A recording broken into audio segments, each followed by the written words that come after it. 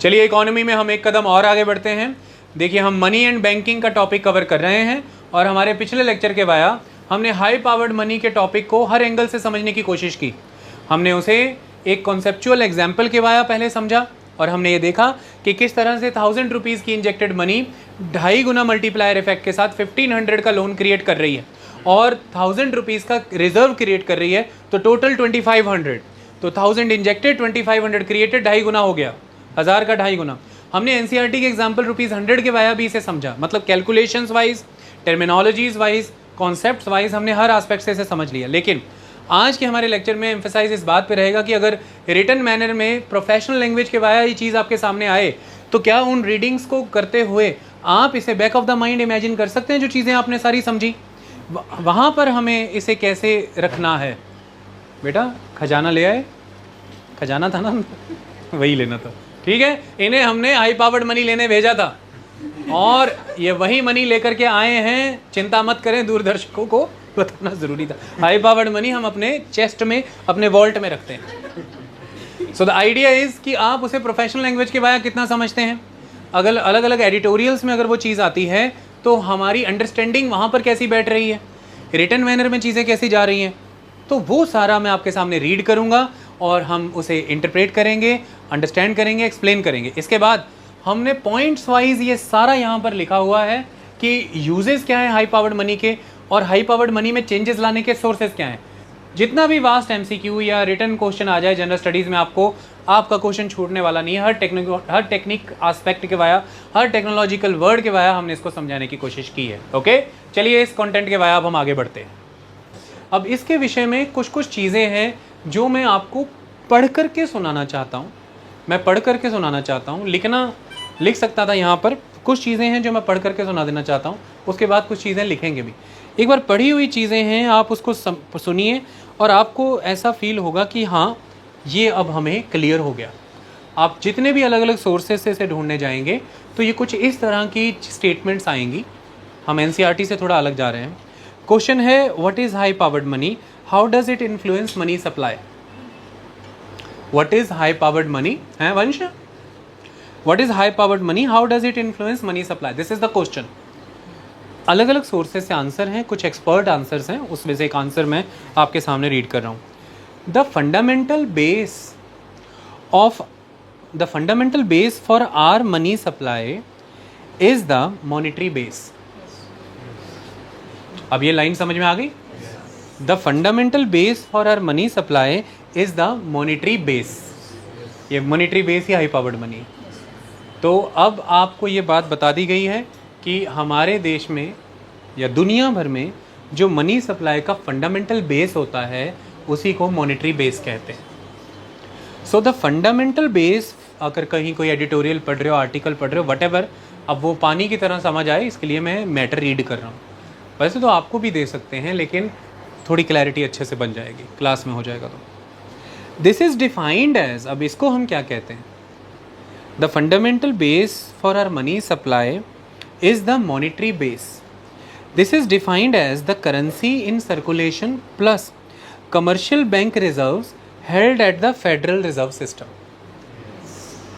तो अब आपको ये क्लियर हो गया कि M0 दो चीज़ों से मिलकर के बनता है। मैं आपको थोड़ी एक चीज़ दिखा देता हूँ और चलिए थोड़ी सी और क्लैरिटी अच्छे मैनर में हो जाए, एकदम मज़ा ही आ जाए, उसके लिए एक और फिगर आपको दिखाने जा रहा हूँ। M0 किन चीज़ों से बनता है वो लिखने जा रहे हैं हम यहाँ पर। M0, ओके, क्या नाम दूं इसको मैं, क्या क्या बोलूं मैं इसको अरमान। ओहो क्या बात है, पहले हाई पावर्ड बोल देते हैं, हाई पावर्ड मनी। ओके, दूसरा नाम बताओ Armaan. Primary money. Okay good boy, primary money, ऐसे याद ही करा दिया पूरा। अच्छा थर्ड बताओ। बेसिक मनी, थर्ड याद नहीं है, क्या बात है, क्या ही नज़ारे। वंश फोर्थ नेम। हेलो वंश, मेनू 100 रुपया एक्स्ट्रा ले लो मेरे तो। अच्छा चलो, high powered money, primary money, basic money, reserve money. Okay Rupali, next name. Monetary base. अच्छा हरप्रीत, मनप्रीत बता रही, क्या बात है, सही बात है, मैं पूछना ही भूल गया आपसे। ये कुछ नामों से हम इसे जान रहे हैं। अब इसको जरा ऐसे समझिए, दो मनी को एक साथ समझा दे रहा हूँ एक ही में। M0 भी समझा रहा हूँ, M1 भी समझा रहा हूँ। ये किस किस से बनती है वो समझाने जा रहा हूँ। M1 आज दिन तक आप एक बात समझ पाए कि M1 बनती है दो चीज़ों से, एक तो currency held by the people, held by the public, तो इसको सिंपली लिख दूं कैश, प्लस डिपॉजिट्स, सिंपल लिख दूं डिमांड डिपॉजिट्स। तो काफ़ी समझ चुके। अच्छा ये तो आपने बता दिया M1 ये है ऑर्डिनरी मनी, यही है मनी सप्लाई एक तरह से। ये और ये कैसे काम कर रहे हैं देखो, ध्यान से समझो। ये देखो कितने सुंदर तरीके से ये बनाया हुआ है। इसको थोड़ा सा और कर देते हैं, इसको रीमास्टर कर देते हैं, फ़ोटो और ज़्यादा चमक जाएगी। चमक गई, ओके, फ़ोटो तो चमक गई है। चलो आइए देखिए, ये दो सर्कल्स आपके सामने बनाए गए हैं, ओके। तो अब ये जो हिस्सा है सारा, ये वाला, ये जो सी ग्रीन कलर का दिख रहा है थोड़ा, ये बैंक डिपॉजिट्स हैं। कौन से वाले? Checkable, checkable, okay. यहाँ पे स्पेलिंग सही नहीं लिखे। जिस पे चेक इशू हो सकता है वो वाले बैंक डिपॉजिट, चेक, एटीएम, सब कुछ सिंपल, उसको आप ऐसा समझो डिमांड डिपॉजिट। यार ये थोड़ा टेक्निकल लिखते हैं ना, आप लोग डर जाओगे कि चेक कि इनको हम चेक कर सकते हैं। चेक वाला cheque, cheque, cheque, cheque book, okay. तो चेक वाले डिपॉजिट्स, ये वाला सारा हिस्सा वो वाले डिपॉजिट्स हैं, द बैंक डिपॉजिट्स। सिंपली इस वर्ड पे ध्यान दो, बैंक डिपॉजिट्स, ओके। ये हिस्सा है the currency in circulation held by the people, the cash, okay. ये हिस्सा है द बैंक रिजर्व्स, बैंक का रिजर्व, बैंक्स का रिजर्व। अब मैं आपसे पूछना चाहता हूं M1 क्या है? M1 क्या है? इसको छुपा दूं, M1 क्रिएट हो गया। M1 में क्या आ जाएगा? ये पूरा गोला, तो उसमें क्या आ जाएगा? Bank deposits plus currency in circulation. M1 bank deposits, currency in circulation, done. M0 क्या है? M1 किस पे खड़ा है? M0 पे। जीरो, पहले जीरो आएगा ना, तो इधर से उधर जाना था हमें। अब समझाता हूं कैसे। अब अल्टीमेटली यहां हाथ रख देता हूं डिपॉजिट्स पे, ध्यान से देखो, यहां पे हाथ रख दिया मैंने। तो अब यहां पर देखो, bank reserves plus cash, currency held by the people, this is M0, this is M0, okay. The cash held by the people, ये कहलाता है M0। Is that clear? तो अल्टीमेटली यही दो चीजें, ये बेस बनेगा इसका, और ये आगे तय होगा कि कितना हाथ में रखना है, कितना जमा कराना है, कितना हाथ में रखना है, कितना जमा कराना है। तो इसी से आगे इसका सृजन हो रहा है। ये गोला छोटा है, ये गोला बड़ा है, समझ में आया? अगर मैं थोड़ी देर के लिए इसको ख़त्म कर देता हूँ, इसको बैंक रिजर्व को ख़त्म कर देता हूँ थोड़ी देर के लिए, तो आगे कुछ भी क्रिएट नहीं हो पाएगा, ओके।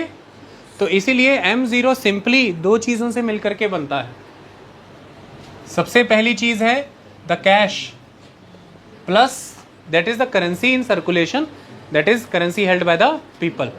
इसमें डिमांड डिपॉजिट्स नहीं आते। कैसे, क्या लिखना है आपको? ऐसे, डिमांड डिपॉजिट्स इसमें नहीं आते। Is that clear? क्योंकि सिंपल चीज़ ये है कि जब हम वहाँ पर डिपॉजिट्स दिखा रहे हैं, वो डिपॉजिट्स मैंने कल बताया भी था, वो जाके रिजर्व बन जा रहा है, वो जाके क्या बन जा रहा है? रिजर्व। Is that clear? तो कैश प्लस बैंक रिजर्व्स,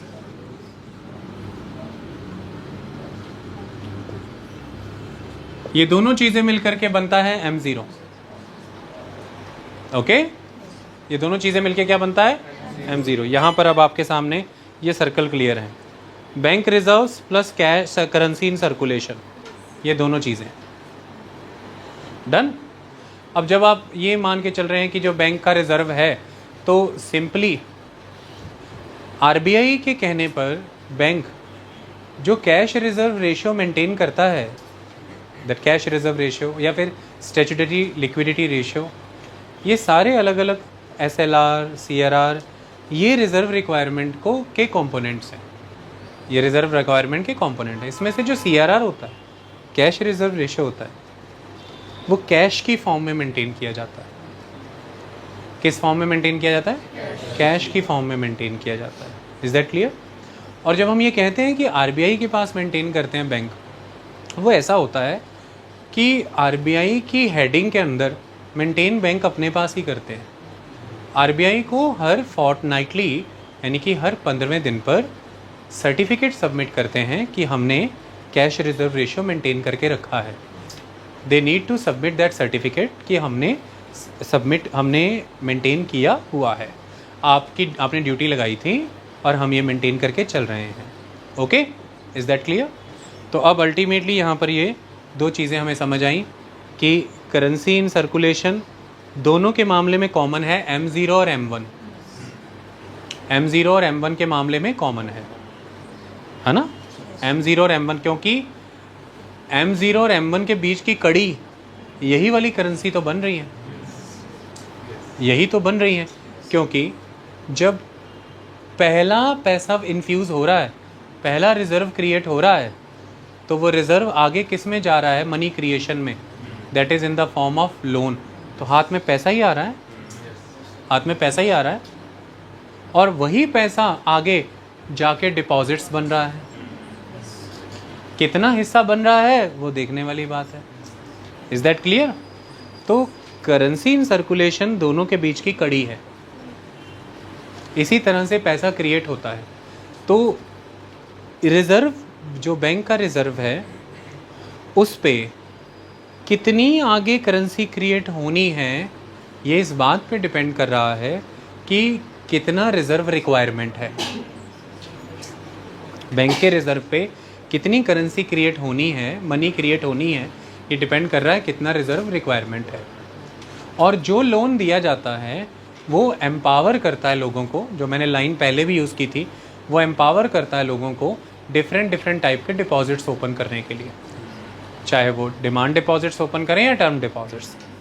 यहाँ पे M1 के केस में हम सिर्फ डिमांड डिपॉजिट्स कंसिडर कर रहे हैं, बाकी के मनी एग्रीगेट्स में हम दूसरे भी कंसिडर करेंगे। ओके, वो सारी चीज़ें सेकेंडरी हैं, बाद में एग्जिस्टेंस में आएंगी, वो तो सब बाद में एग्जिस्टेंस में आएगा। शुरुआत यहाँ से हो रही है कि there is a money injected by the RBI and that money is a high powered money. It's working as a reserve money with the banks. It's a reserve money of the banks, reserved with the RBI. On the basis of that reserve money, under the impact of multiplier effect, which is based on reserve requirement, that is reserve ratio, banks are empowered to create money supply. Banks are empowered to create money, and likely banks are creating money. Okay, and that money is ultimately with the people, and the people, we are assuming, are going to deposit that money again into the bank, and that will become the M1, the cash with the people, or the demand deposits with the people. It will become M1. So after M0 immediately there would be M1. After M0 there would be M1. M1 is the form of money which is very liquid in nature, that people can utilize that money as per their choice. It's liquid, it is readily available to convert for the goods and services. So that's why it is very liquid. Why it is liquid, you can understand. It's two components, the cash and the demand deposits. Both are very liquid. Okay, so the M0, it is of high powered character. This is more than enough to explain this. Why it is of high powered character? Because what amount of deposits you are going to deposit in the bank, or what amount of cash you are going to hold, it depends on that what amount of money injected by the RBI, or simply the what amount of money banks have in the form of reserve money. That reserve money will decide the ultimate cash, the cash at first instance with the people. Cash at first instance with the people. Okay, so that is why the bank reserves and the money in circulation, they both constituted the M0. Okay, and the cash or the demand deposits are constituted the M1, the money supply, ordinary money. Is that clear? ये बात यहाँ से clear हो गई? तो ये bank reserve क्या लिखा है? Monetary base. और ये क्या लिखा हुआ है? Money supply. तो ये currency in circulation plus bank deposit M1 है. ये क्या है? M1 है. और बैंक रिजर्व्स क्या हैं? Monetary base, high powered money, primary money, basic money और reserve money. Is that clear? अब मैं उस चीज़ को दोबारा से पढ़ता हूँ, आपको क्लैरिटी हो जाएगी. वो क्या कह रहे हैं? The fundamental base for our money supply is the monetary base. This is defined as the currency in circulation and plus commercial bank reserves held at the federal reserve system. Federal reserve system, ये जो answer है पूरे world के लिए है. तो पूरी दुनिया का फेडरल रिजर्व सिस्टम, सभी कंट्री का अपना अपना सेंट्रल बैंक है ना. अब गोले जो बना के दिखाए थे उनसे समझ आ गया कि जो मॉनेटरी बेस है वो किस किस से कॉन्स्टिट्यूटेड है? Currency in circulation plus commercial bank reserves held at the federal reserve system. Is that clear? It is the quantity that is changed bye. अब इस क्वांटिटी को कभी भी बदलना है, दैट करेंसी इन सर्कुलेशन और the bank reserves held at the federal reserve. Simply bank reserves और currency in circulation, इसे कभी भी बदलना है. तो जैसे हमने लेक्चर में पहले 1000 रुपये का एग्जाम्पल लिया था, फिर NCERT वाइज हमने 100 रुपीज़ का एग्जाम्पल लिया. दोनों यहाँ पर रिजर्व मनी या हाई पावर्ड मनी है. तो अब अगर हमें कभी भी जो बैंक रिजर्व है और जो करेंसी इन सर्कुलेशन है इसे बदलना है तो क्या करना है? जब भी हमें ये करना है, हमें नया मनी इंजेक्ट करना होगा. हमें नई मनी इंजेक्ट करनी होगी. जैसे वो 1000 रुपये RBI ने डाला था, एक नया और 1000 डालो या 500 डालो या 200, जितना भी, नई हाई पावर्ड मनी की ज़रूरत है. पिछली बार की आई हुई हाई पावर्ड मनी के दम पर रिजर्व रेशियो की रिक्वायरमेंट को ध्यान में रखते बैंक ने जितना मल्टीप्लायर इफेक्ट के बेस पे मल्टीप्लाई करना था मनी, वो कर लिया. 100 रुपये के केस में लास्ट टू लास्ट वो 400 के लोन तक गया और 40% के केस में लास्ट टू लास्ट वो 1500 रुपये के लोन में गया. हमने दोनों केस कर लिए हैं ना. जब 1000 रुपीज़ इंजेक्ट किया था तो 1500 के लोन क्रिएट किए, और जब 100 रुपीज़ इंजेक्ट किया तो 400 के लोन क्रिएट किए. जब 1000 रुपीज़ इंजेक्ट किया था तो 40% रिजर्व रेशियो था, और जब 100 रुपीज़ इंजेक्ट किया तो 20% रिजर्व रेशियो था. तो हमने दोनों केसेस समझ लिए. अब ये तो इंजेक्टेड मनी पे ही आगे क्रिएट किया है, इसके आगे तो बैठ गए ऐसे करके. अब क्या? अब आगे क्या? अब आगे फिर कुछ करना है तो इंजेक्ट करो. फिर से क्या करो? इंजेक्ट करो. इंजेक्शन कैसे होता है? मैंने बताया था, सिक्योरिटीज़, सरकार गई RBI के पास, सिक्योरिटीज़ दी, पैसा लिया. आप इसको कह लीजिए सीधा बॉन्ड, क्योंकि शॉर्ट टर्म है सिक्योरिटीज़ तो ट्रेजरी बिल के रूप में जानते हैं, और लॉन्ग टर्म है तो फिर बॉन्ड्स हो जाते हैं. नाम है सिक्योरिटीज़ के ही, ये नाम है. ओके, अलग अलग कैटेगरी की सिक्योरिटीज़ होती हैं, उसके नेम्स हैं. तो अब इस हिसाब से देखें तो बॉन्ड्स का काम RBI कैसे करता है? Open market operation. हमने OMO समझा था ना, ओपन मार्केट ऑपरेशन. जब हमने RBI के फंक्शंस में RBI मनी सर्कुलेशन को कैसे मैनेज करता है तो हमने ओपन मार्केट ऑपरेशन समझा था, जिसमें RBI मार्केट से जब बॉन्ड परचेज करता है तो मनी इंजेक्ट करता है, और जब RBI मार्केट से मार्केट में बॉन्ड बेचता है तो मनी स्क्वीज करता है. समझा था ना? तो अगर नई मनी इंजेक्ट करनी है तो RBI को बॉन्ड खरीदने होंगे, और अगर मनी स्क्वीज करनी है तो RBI को बॉन्ड बेचने होंगे. सो ओपन मार्केट ऑपरेशन एक तरीका है. इसके अलावा हमने रेपो रेट और रिवर्स रेपो रेट के बारे में भी समझा है. तो अगर बैंक्स को लोन्स चाहिए RBI से तो वो रेपो रेट के बेसिस पे बैंक्स RBI से लोन ले सकते हैं. हम सारे तरीके जानेंगे नई मनी इंजेक्ट करने के, तो मैं आपको हाई पावर्ड मनी क्रिएट करने के सोर्सेज भी बताऊंगा, पर अभी इस कंटेंट को रीड करने के लिए ये 2 बातें बता दी, है ना। तो अब आपसे कोई भी पूछे कि अगर मनी इन सर्कुलेशन में और रिजर्व मनी में यानी कि M0 में बदलाव लाना है तो किन ऑपरेशंस के वाया आ सकता है? By creating new high powered money. वो कैसे होती है? OMOs एक जरिया है, ओपन मार्केट ऑपरेशंस एक जरिया है। ये क्वेश्चन आता होता है MCQ की फॉर्म में। तो लिखा है it is the quantity M0, it is the quantity that is changed by open market operations when the Fed मने फेडरल बैंक्स, अमेरिकन फेड को फेड ही कहते हैं, when the Fed buys security it pays with a check on itself। आया वो सारी बातें जो समझाता था मैं। when Fed buys security, government से बाय किया, कुआं खोदने वाले को देने थे ना गवर्नमेंट को 1000 रुपया। so when Fed buys security, मैं फेड हूँ, when Fed buys security it pays with a check on itself, the check is ultimately deposited in a bank and the bank cashes it at the Fed and keeps the amount in its deposit at the Fed bank reserve. समझ में आया? Bank ने क्या किया? Security ली, check issue किया, check जाके bank में जमा हुआ, बैंक ने कैश कर दिया उसको, जाके चेक दे दिया किसको? फेड को। फेड ने वहां पे कैश किया, वही पड़ा हुआ है, बैंक के लिए रिजर्व हो गया। सेम नाम, high powered money, reserve money.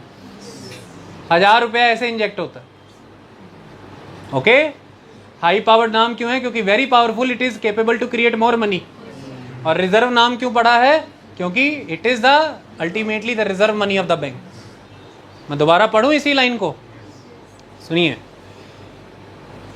फिर से पढ़ रहा हूं। The fundamental base of our money supply is the monetary base.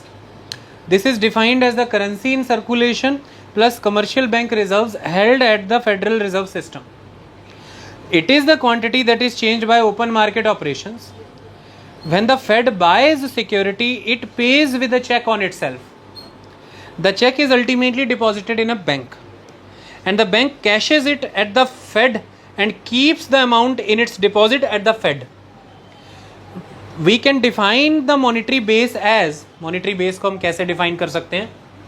monetary base का B, monetary base बनाने जा रहे हैं, वही high powered money। We can define the monetary base as B is equal to C plus R। C is equal to currency in circulation, cash। R is the reserve। okay, clear? So we can define the monetary base as the B is equal to C plus R, that is monetary base का B हो गया और C for cash और bank reserve का R आ गया, capital R। अब R is not the money that can be spent for goods and services। R वो money तो नहीं है जो गुड्स एंड सर्विसेज के लिए आप स्पेंड करते हैं। इन दोनों में से कौन सी मनी गुड्स एंड सर्विसेज के लिए स्पेंड की जा सकती है? But not are. तो M0 में एक कंपोनेंट पब्लिक कंट्रोल कर रही है, वो पब्लिक की चॉइस पे खड़ा है, दूसरा कंपोनेंट खड़ा है RBI और बैंकों के कंट्रोल में। तो आप नोटिस करिए, दोनों में से अगर किसी एक को RBI कंट्रोल कर सकता है तो किसको करता है? इसको। और अगर वो आपको कंट्रोल, आपकी इच्छाओं को नहीं दबा पा रहा है तो आपके हाथ कंट्रोल करना चाहता है, इसको कंट्रोल करना चाहता है, तो किसको कंट्रोल करे फिर? तो बैंक का रिजर्व था शुरुआत में 1000, उस 1000 का कितना कैश में बदले उसको RBI ने सेट कर दिया रिजर्व रिक्वायरमेंट के वाया। तो रिजर्व रिक्वायरमेंट उसने कितनी रखी थी? 40%। तो फिर कैश कितने का बन पाया? 600 रुपए का। लोन कितने का गया था? 600 का। क्योंकि वो 600 के बाद आप क्या हंगामा करते हैं वो RBI नहीं कंट्रोल कर सकता। और एक बार बैंक ने दे दिए तो अब बैंक भी नहीं, वो तो आप ही देखोगे कि आपने उस 600 की गुड्स एंड सर्विसेज लेनी है, क्या करना क्या नहीं करना। लेकिन कितना देना है आपके हाथ में गुड्स एंड सर्विसेज के लिए कंट्रोल हो सकता है, ये डिसाइड करके कि रिजर्व का कितना जाना चाहिए आपके पास एज अ कैश। सो अब देखिए कैसे M0 से M1 बन रहा है, कैसे M0 से M1 बनता है। तो इसलिए M0 में सबसे इंपॉर्टेंट इसका तो होना बहुत जरूरी था, M0 में इसका होना तो जरूरी था। और अल्टीमेटली ये किस मैनर में है इसी पे डिपेंड कर रहा है कि ये कितना बन रहा है। समझ में आई? ये किस मैनर में है इसी पे डिपेंड कर रहा है कि ये कितना बन रहा है। ये बहुत लूज छोड़ा हुआ है, रिजर्व रिक्वायरमेंट बड़ी कम रखी है, तो ये फिर काफी है बनेगा, ये मनी कैश। इसको टाइट रख के चल रहे हैं, थोड़ा सा इसकी लगाम खींच के चल रहे हैं, तो ये कम बनेगा। ये दोनों मिलके M0 में है, दोनों मिलके किस में है? M0 में है। ओके। और सरकार चाह रही है कि पूरी झूम के पब्लिक मजे ले ले। इसको लूज कर दिया, थोड़ा सा इसको लूज कर दिया, ये ज्यादा बन गया। जैसे ही ज्यादा बन गया तो फिर केन्स पूछ रहा है कि किन कारणों से आदमी हाथ में पैसा रखना चाहता होगा, ये केन्स पूछ रहा है। और वो जब कह रहा है पैसा रखना चाहता होगा तो वो M1 की बात कर रहा है, M1 की बात कर रहा है, कैश प्लस डिमांड डिपॉजिट, है कि नहीं? क्योंकि वो फिर पूछ रहा है कि अब जो यहां से डोज छोड़ी है पैसे की, जो डोज यहां से पैसे की छोड़ी है, उस डोज का एक बड़ा हिस्सा इन्वेस्टमेंट में जाना चाहिए था, गया नहीं, इधर ही रह गया। M3 किधर है? M3 क्यों नहीं हो रहा? केन्स बैठ के जानना चाह रहा है M3 नहीं बन रहा, broad money. M4, M1 M2 में ही गेम घूम रहा है, पैसा डिमांड डिपॉजिटों में ही घूमी जा रहा है। पहले M1 में घूम रहा है, demand deposit with the bank, cash plus demand deposit of the banks. M2 cash plus demand deposits of the bank plus demand deposit of the post offices. अभी भी people are willing to hold money in a liquid form, जबकि RBI continuously R को कम करते हुए, मतलब are को loose छोड़ रहा है, रिजर्व रिक्वायरमेंट कम रखते हुए, तो पैसा तो काफी आ रहा है। अब दिक्कत किस बात की? आई बात समझ में? सेविंग्स क्यों नहीं हो रही हैं? किस कारण से? कौन सी नीड अभी भी परेशान कर रही है? स्पेकुलेटिव मार्केट ज्यादा इंपैक्ट कर रही है, प्रिकॉशनरी मार्केट ज्यादा परेशान कर रही है, या अभी भी ट्रांजैक्शनल नीड पूरी नहीं हुई इनकी? तो M1 और M2 it's a narrow money, M3 and M4 are the broad money. Okay, इतनी बात क्लियर हुई? सो कुल मिलाकर के ये इस तरह से टूल्स काम करते हैं कि क्योंकि अगर monetary base B = C + R है, तो C आपके हाथ में है, R किसी और के हाथ में है। इसलिए सारा खेल किस पे खेलेंगे? इसलिए पहले गोला कौन सा आएगा, आपको फिर से गोले दिखा देते हैं तो आप खुद ही समझ जाएंगे कि पहले कौन सा वाला गोला आना चाहिए। ओह, पहले यही वाला गोला आना चाहिए, ये R वाला गोला आना चाहिए, बैंक रिजर्व। ठीक है, इसी R के गोले ने जन्म दिया है इसको जन्म देगा ये। लेकिन आगे अब क्या सिस्टम क्रिएट हो रहा है, कितना साइज बनाना है फर्दर, R कितना टाइट रखा है, कितना लूज रखा है, डिपेंडिंग ऑन रिजर्व रिक्वायरमेंट, ये आगे का गोला फिर वैसे बनेगा। ओके, तो M0 से M1 को प्रभावित करेंगे और M1 को स्टडी करेंगे। M1 कितना M3 में बदल रहा है, M4 में बदल रहा है, देखेंगे। M1 M2 M3 M4 में कितना बदल रहा है, ये देखेंगे। That's the thing, this is how the economy is working. और ये बहुत इंपॉर्टेंट टूल्स हैं जिन टूल्स के वाया कंट्रोल करता है सेंट्रल बैंक। ये एक तरीका है मनी सप्लाई को, और आप देख पा रहे हैं कि आपकी आंखों के सामने वो कर रहा है, कंट्रोल हो रहा है, कोई बातें नहीं है, ये सब प्रैक्टिकली आपको फील कराया गया है अभी। तो वो लिख रहा है कि we can define the monetary base B = C + R। R is not the money that can be spent for goods and services. It is simply an amount of cash held by banks. Banks का जो reserve है वो ये वही amount है। Is that clear?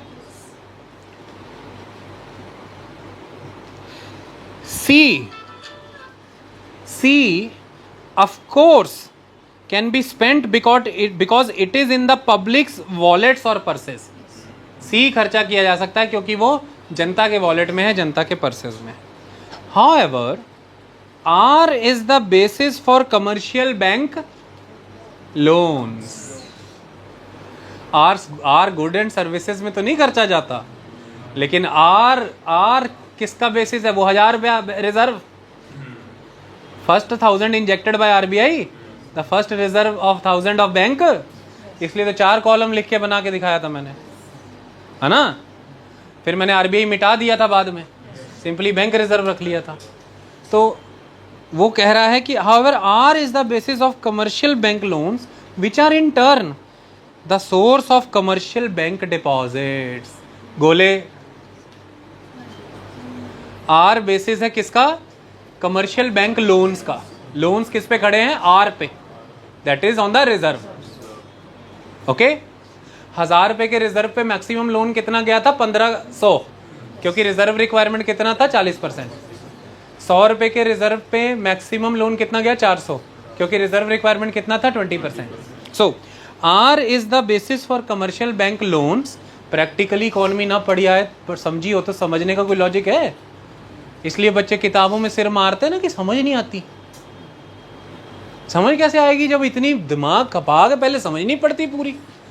कभी reserve बोल रहे हैं उसी को ही, कभी मॉनिटरी बेस बोल रहे हैं, एक जगह पे रिजर्व रिक्वायरमेंट अलग चल रहा है, लेकिन सब कुछ बहुत सीमलेस है अगर ध्यान से सोचो तो आपके सामने ही। So R is the basis for commercial bank loans which are in turn the source of commercial bank deposits held by the people, that is demand deposits and time deposits. मैंने बताया था यही लोन एम्पावर करते हैं लोगों को कि इसके बेसिस पे ही लोग आगे जाके डिमांड डिपॉजिट और टर्म डिपॉजिट खुलाते हैं। पैसा इसी से बनता है ना, लोन से। When a bank makes a loan it pays for it with a cheque on itself. जब भी बैंक लोन देता है तो मैंने क्या कहा था? बैंक चेक ही काटता है। तो when a bank makes a loan it pays for it with a check on itself. Ultimately that check is deposited in that bank or more likely in another bank, and bank deposit that is liability increases. जब भी bank loan create करता है तो वो एक liability open करता है। क्या करता है? लाइबिलिटी इंक्रीज करता है। तो जैसे ही बैंक 100 रुपीज़ की रिजर्व मनी से लोन क्रिएट कर रहा था आगे 80 रुपीज़ का लोन, तो वो क्या हुआ? एक डिपॉजिट ओपन हुआ, तो बैंक लाइबिलिटी क्रिएट हुई। तो आपने देखा टोटली बैंक ने 400 रुपये के लोन बांटे, 100 रुपये का रिजर्व रखा रिक्वायर्ड रिजर्व रेशियो के तहत। तो बैंक ने 500 रुपये के इधर डिपॉजिट्स ओपन हुए ना। आई बात समझ में? तो डिपॉजिट्स बैंक की क्या होते हैं? लाइबिलिटीज, और लोन प्लस रिजर्व उसके एसेट थे। तो इसलिए वो ये कह रहा है कि when a bank makes a loan it pays for it with a cheque on itself. Ultimately that check is deposited in that bank or more likely in another bank, and bank deposits increases, that is the liability increases. हमने वो करके दिखाया है। Banks have to hold, अब आ गया अगला वाला, banks have to hold required reserves for each dollar of deposits, या each rupee of deposit के लिए बैंक को क्या रखना पड़ता है? required reserve। ओके, तो जो हर डिपॉजिट आया, जैसे पहले 100 रुपीज़ का डिपॉजिट आया था शुरुआत में एनसीईआरटी में, तो उस डिपॉजिट के लिए बैंक को कितना? 20% रिक्वायर्ड रिजर्व रखना पड़ा, 80 ही लोन में दे पाया। So bank have to hold required reserves for each rupee या dollar of deposits. Suppose the required reserve ratio is K. Required reserve ratio कितना है? K. Suppose the required reserve ratio is K, then the banking system's lending capacity is fully used up when R is equal to KD। R क्या था? Reserve ratio, okay, और K क्या है? Reserve ratio requirement. D क्या है? Deposits, okay.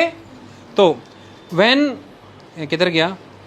The banking system's lending capacity is fully used up when R is equal to KD, that is when reserves at the Fed, reserve requirement के तहत 100 रुपया reserve बना था।